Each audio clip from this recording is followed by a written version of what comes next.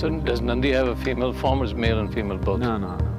He's one of the Ganas. Made him free from poison and blessed him that anybody, whatever they do, any celebration, wherever they do, first they must honor you.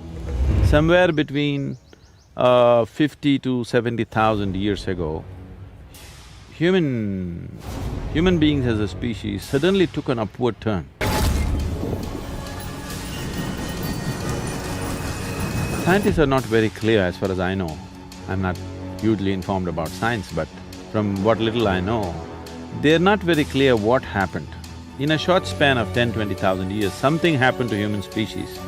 They were just surviving on the planet like any other creature, slightly better. Suddenly they took an upward turn.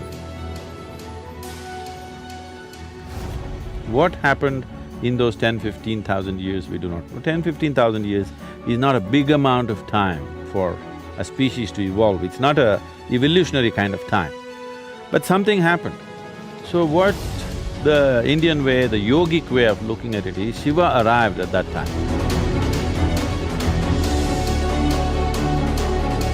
Somewhere approximately 60-65,000 years ago, Shiva arrived at Manasarovar.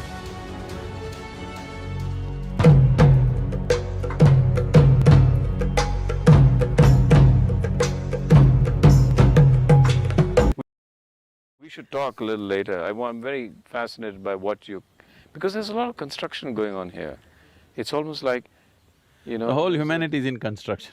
Okay, all right, I'll buy that I'll buy that.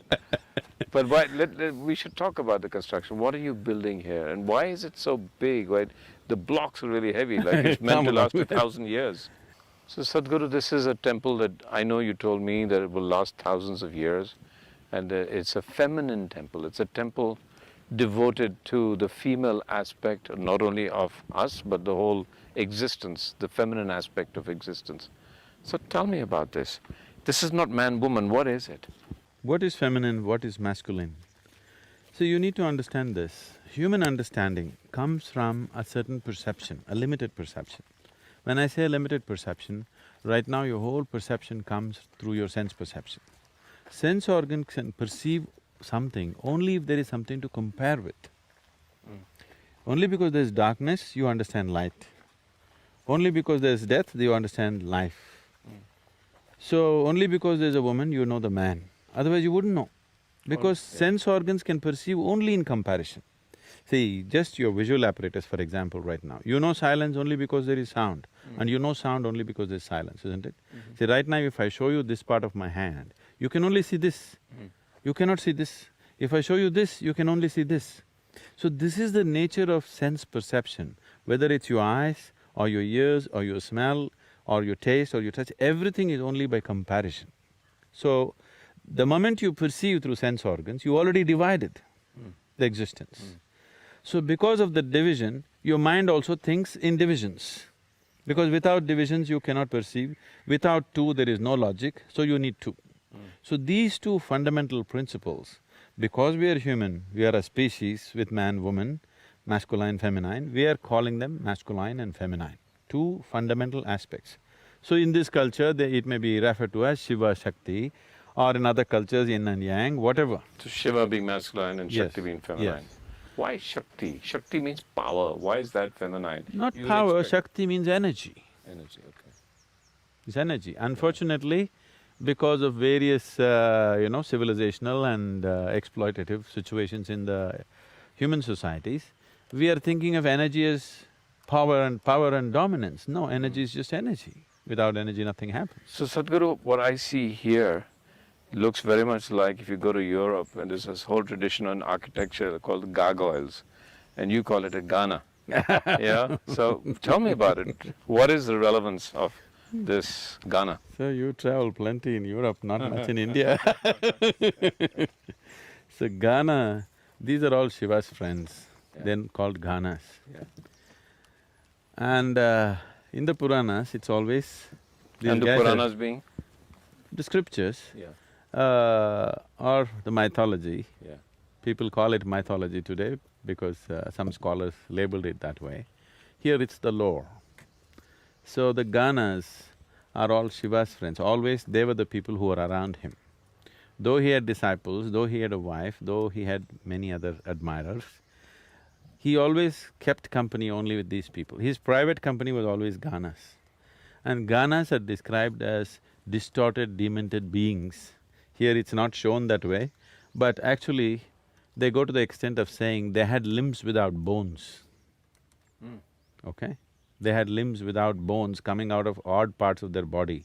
So they're described as distorted and demented beings. What I am saying is, they were just different. They were different from who we are. So why could they be so different? This may be a little hard to digest aspect of life. See, Shiva himself has always been described as a Yaksha Swarupa. A Yaksha means a celestial being. A celestial being means someone who came from elsewhere. So if you look at the anthropological history of this planet, of the human species particularly, somewhere between 50 to 70,000 years ago, human beings as a species suddenly took an upward turn. Scientists are not very clear as far as I know. I'm not hugely informed about science, but from what little I know, they're not very clear what happened. In a short span of 10-20,000 years, something happened to human species. They were just surviving on the planet like any other creature, slightly better. Suddenly they took an upward turn. What happened in those 10-15,000 years, we do not know. 10-15,000 years is not a big amount of time for a species to evolve. It's not a evolutionary kind of time. But something happened.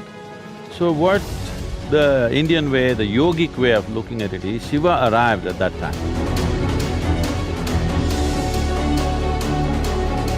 Somewhere approximately 60-65,000 years ago, Shiva arrived at Manasarovar. And actually he came… Which is in Tibet. Now it is in Tibet. Now in Tibet, yes. It's a lake. Yes. Tibet, yeah. This is part of the… this is one of the remnants of the Tethys Sea, which is considered as a crucible of human civilizations. So today it's at over 14,500 feet from sea level, but it's actually an ocean which has moved up and become a lake now.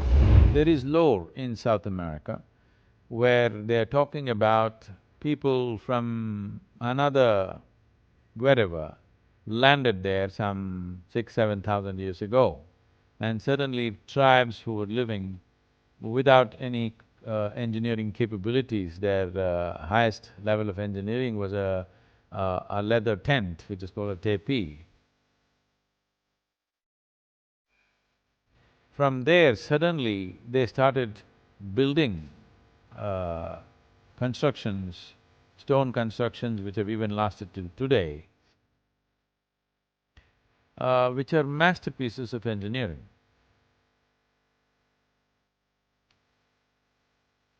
So they say the gods came from elsewhere and taught them this. In the lore, this is how it is.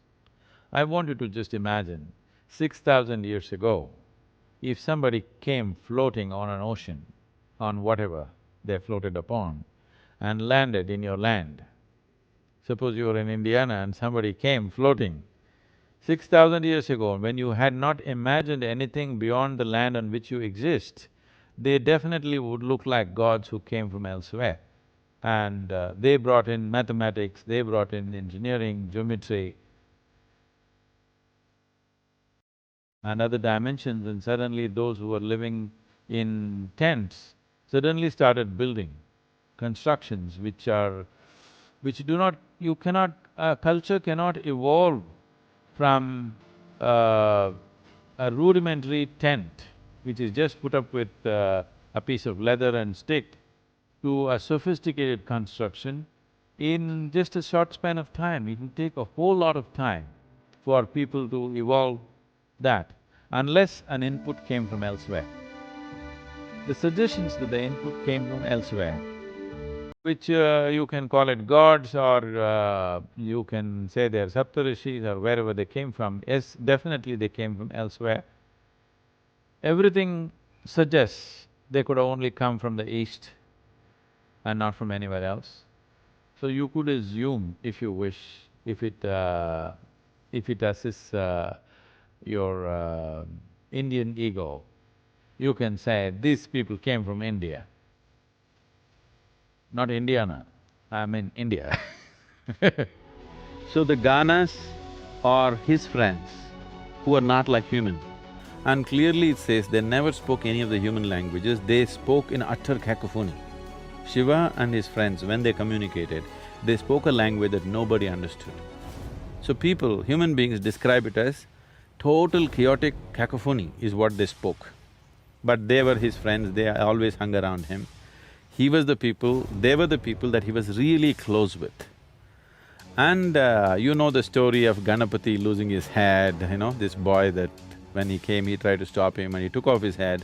When the mother became distraught and asked him to replace a head, he put a head on the child, taking off a head from some other creature. We describe it as an elephant. But what you need to understand is, nobody called him Gajapati, we called him Ganapati. So he took off the head of one of his friends and put it on the boy. One of these. Yes, but they had limbs without bones. So he became a Ganapati. Slowly in the culture, because a limb without bones means we thought it's an elephant and artists made this into an elephant. But actually he's not Gajapati, he's Ganapati. He has the head of one of the Ganas and he made them leader of the Ganas. He said, okay, from now on you are the leader of my people. So this guy is one of them. We didn't distort him so much, we made it little human-like so that people can relate. Isn't it cute? Yeah, it's beautiful.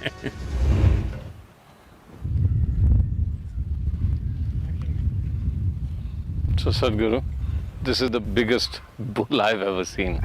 But I mean he's magnificent, he's aggressive, he's massive, and he looks ready for action, pointed straight into the Dhyanalingam, the temple. Tell me about him. This is Shiva's vehicle, his automobile parked outside. Do you expect him to ride some mild scooter? He rides a mean machine. Right. Okay. Hey, can I touch him? Yeah? What's he made of? I mean, I can see this is metal, it's steel. See, this is a very unique way of making this. Each piece is not more than like 6 to 9 inches. Yeah. Small pieces all put together. Probably this is the only bull in a temple made like this. And inside it's filled with sesame seed, turmeric, vibhuti, the sacred ash, and certain types of oils and some sand, some certain type of soils inside. This will make the bull reverberate with a certain energy. When people come and they're with the bull, it radiates a certain field of energy. So it's been prepared in a certain way, the whole concoction. This is taken in some 20 tons of material inside. It's full inside, it's like a tank filled with these substances and it's sealed, it's forever. And if I walk around the bull, I should feel some kind of energy You should. if I open myself to it. Yes. If I open myself to bull. Okay. No, usually it's not the bull that is being referred to that way, it's only what the bull drops, okay? So, Yeah. don't pick up the dung, just the bull is good. And why a bull and why is the bull… I mean, I understand, so if it's Shiva's vehicle and Dhyanalingam is about Shiva, so what? He's waiting for Shiva to come out and say… What? Tell me more about He's the not Nandi. he's not waiting for him to come out and say something. Yeah. He's in waiting. Nandi is a symbolism of eternal waiting, okay? Because waiting is considered as the greatest virtue in this culture. One who knows how to simply sit and wait is naturally meditative. He is not expecting Shiva will come out tomorrow, but he will wait forever. So that quality is the essence of receptivity. So Nandi is Shiva's closest accomplice because he is the essence of receptivity. So before you go into the temple, you must have the quality of the Nandi, that you simply sit. You're not trying to go to heaven, you're not trying to get this or that, you go inside and simply sit. So just sitting here, he's telling you, when you go into the temple, don't do your fanciful things, don't ask for this, that nonsense, just go and sit like me. So that's the message he's giving you. And waiting and anticipation are two different things, I assume. He's not waiting in anticipation of He's anything, just that's what I'm saying, just waiting. Yeah. He's not anticipating anything, he's not expecting anything, he's just waiting. That's meditation, just sitting. Okay. So that's his message for you. Simply go inside and sit, alert, Yeah. not sleepy, alert and that's- sitting. Yeah. So you're saying, Sadhguru, that the bull is sitting in what we would call meditation? See, people have always misunderstood meditation means some kind of an activity. No, it's a quality. So fundamental difference, why? Because this is a meditative temple, this is not a temple of prayer. Prayer means you're trying to talk to God. You're trying to tell Him your woes, your expectations, your whatever else. Meditation means you're willing to listen to God. You're just willing to listen to the existence, to the ultimate nature of creation. You have nothing to say, you simply listen. That is the quality of Nandi, he just sits. Alert, this is very important. He is alert, he is not sleepy, he is not sitting in a passive way. He is sitting very active, no expectation, no anticipation, no looking forward to anything, but full alertness, full life, but just sitting. That's Jeez. meditation. Active and not passive, meditation, not expectation, nothing, just waiting Yes, and… just waiting, not for anything in particular. Whatever being is aware. reality, if you just wait without doing your own thing, then existence will do its thing. Yeah. So meditation essentially means you are not doing your own thing. The individual person is not doing his own thing, he is just there. So once you're simply there, the larger dimension of the existence, which is always in action, you become aware of it. And part of it. And of course, you're anyway a part of it, you become aware that you're a part of it. Even now you're a part of it. But becoming aware that I'm a part of it is meditativeness. So Nandi is the symbolism of that, he just sits. Sitting here reminding everybody, you must sit like me. So does Nandi have a female form or is male and female both? No. He's one of the Ganas, so he doesn't belong to male-female category. He's beyond that. Yes. There was a demon, one of the Ganas, who was called Keshin, who was around Shiva. One day, he saw Shiva drinking out of his skull. He always had a human skull out of which he ate and drank. He was drinking out of his skull. Keshin said, "Oh Lord, even I am thirsty. Can I also have the drink?" Shiva said, "Okay," gave the skull to him. Keshin looked into it and saw a cocktail of 7 deadliest poisons. He looked at Shiva and said, "If you give me this, I will anyway drink it." And he drank this cocktail of 7 deadly poisons. His body started getting distorted in a horrible way. And Shiva looked at him and said, "You are a truly glorious being." He blessed him, made him free from poison, and blessed him that anybody, whatever they do, any celebration, wherever they do, first they must honor you because you are such a glorious being. So even today in the traditions, Keshin is honored. Whenever any big celebrations happen, Keshin always gets the first honor. People around me have no hair, but they are Keshins.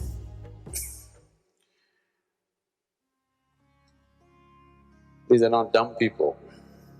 These are people who have the necessary intelligence to see that their own ways of thinking and doing has not really worked in any ultimate sense. So they have given in to something else. which they know works. They're not stupid people. They have the necessary intelligence to see that their own limitedness will not take them anywhere, so they're looking beyond that. Whenever there are people who are thinking beyond their own well-being, suddenly that place is awesome and beautiful.